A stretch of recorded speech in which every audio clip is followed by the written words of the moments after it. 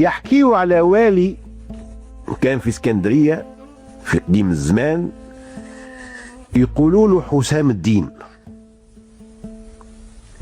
ليلة هو ساهر في السرايا ودايرين بيه الأكابر والأعيان تاع البلاد والشعراء والمضحكين والخرافين، ودخل الحاجب قال: يا سيدي ثم واحد شكائي.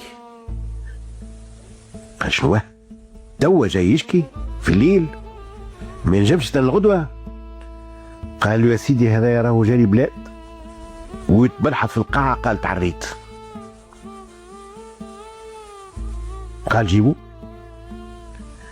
دخلوا الحاجب، هاك الراجل وجهه أصفر كان خرج من القبر، عينيه مزعزع حمر كيف قطع النار. شبيك؟ قال له: يا ولدي. قال له: يا سيدي أنا جيت اليوم برك لبلادكم السعيدة، أنا من القاهرة ووصلت الإسكندرية عند المغرب، نزلت في الفندق الفلاني، تعشيت ورقدت، فقت قلبي ما قال لي خير، جيت نتفقد في الحوايج متاعي، عندي كيس فيه 1000 دينار جايبهم باش نتاجر بيهم هوني، لقيت تسرق لي. يا سيدي تعرى رويسي، يا سيدي يا سيدي. قال: جيبوا لي المقدم. المقدم في ذاك الوقت هذاك كان كما نقولوا اليوم الكوميسار. جاسي المقدم قال له: الناس الكل اللي في الفندق الفلاني هز بيتهم الليله في الحبس، كيف مولا الفندق، كيف الصناع متاعه، كيف الكراي، هزهم الكل وسكر الفندق. وانت قال له: يا ولدي اجا غدوه ومشى ياكل حد على نفسه. من غدوك على الصباح خرج الوالي لبيت الديوان وقف الحاجب، قال: سيدي حاضر يا شكاية. قالوا: استنى الساعة، جيب لي هاك الجماعة متاع البارح، هاك اللي تسرقوا الكيس وهاك الجماعة اللي في الفندق. مشاو للحبس، جابوهم كل وتصفوا قدام الوالي، وجاموا الفلوس وقف. قال: ايه اشكون نسرق فلوس الغريب هذا؟ قاموا الكل يتعايتوا، هذا يقول مظلوم وهذا يقول بريء وهذا يقول باطل. قال: هبطوا الكل الفلقة والعصا حتى يقر اللي سرق الكيس تاع الراجل. مشاو الحجاب يجريوا باش يجيبوا المعون، واذا به راجل جاي من تالي شق الناس وجاء في الصف الاول وقف. قال: يا سيدي هذوما الكل راهم مظلومين، انا مولا العمله، هاو الكيس بتاع الرجل، وجبده من تحته ورماه قدامه. قال الوالي: هذا الكيس نتاعك يا ولدي؟ قالوا: هذا رزيق يا سيدي. قالوا: كيفاش سبتك؟ سبته عندك الكيس هذا؟ قالوا: يا سيدي انا حشاك سرق، لكن مانيش من هاك السراق المرانديه، عمري ما سرقت دجاجه ولا حوايج صابون من شريطه، ما نسرق الا سرقه 2 في العام ما يكفيني مصروفي متاع العام الكل. ما نحب الا السرقه المليحه نظيفه، فن وصيبعات وفكر، ونتبع السرقه من بلاد لبلاد زاده، ونصبر لها حتى بالشهر وشهرين وثلاثه.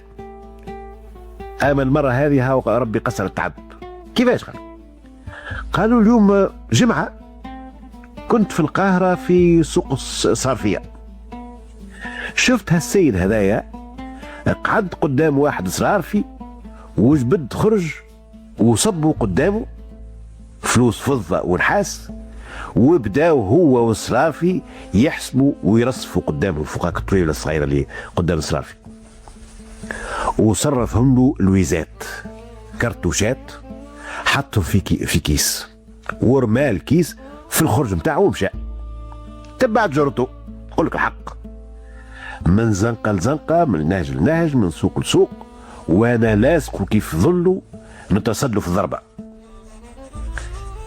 يا اخي سافر من القاهره، سافرت معاه، وين يركب نركب معاه، البلاد اللي ينزل فيها ننزل فيها معاه. والثنية الكل وانا نتحايل عليه ولا قدرت عليه، حتى وصلنا لبلاد كالسعيدة. بديت نتبع فيه كيف العادة، دخل لهالفندق، دخل في زرته، كرينا فرد بقعة وقعدت باقي الراست فيه. كل حد تعشى نفسه، سهرنا شوية، هيا جاه النوم وبدا يثاوب وتمد قد.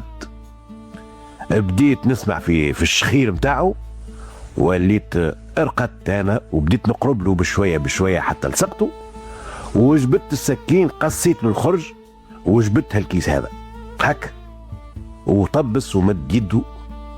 هو ما قلنا رمى الكيس في القاعه ما بين الراجل والوالي، والراجل يخزر كاشخ ما هز الكيس بتاعه، والاخر طبس ومد يده للكيس ويهز فيه ويتكلم ويحكي، وكل حد يتبع في الهدرة، وكل حد يعتقد اللي هو يوري فيهم كيفاش هزوا من الخرج. وبدا يتكلم ويوخر ويتحدث وعامل أشلة، وبقي يوخر ويوخر حتى خرج من الباب بالتوالي حتى بعد. وقتها تسيب يجري، ثم بحيرة ترمى فيها وبدا يعوم. صاح الوالي جيبوه عندي حد أقلتوا عليه، تسيبوا في جرته هاك الأعوان، لكن ما نزوا حوايجهم وترماو في الماء إلا ما هو خرج من الجهة الأخرى وعطى على سقيه. اسكندرية زناقيها ياسر وزنقة تنفذ الزنقة، دخل من هذه خرج من الأخرى، غاب على الدار أرض كانت تبلعها. ومولا الكيس كيف الراجل هرب خلط حتى هو في جرته مع الناس، لكن كيف وصل للماء وقف يمكن خايف لا تبلك لاسطو. كيف قطعوا الأياس من هاك السارق وتيقنوا اللي هو معاش متوجد، رجعوا للوالي قالوا هرب يا سيدي. قالوا عنديش باش نعمل لك، انا ايش تحبني نعمل لك؟ غريمك هاك عرفته ورد لك رزقك وما هزيتوش، توا ها هو كهرب ولو خرج من البلاد برا مش تبعه اذا كنت تحب.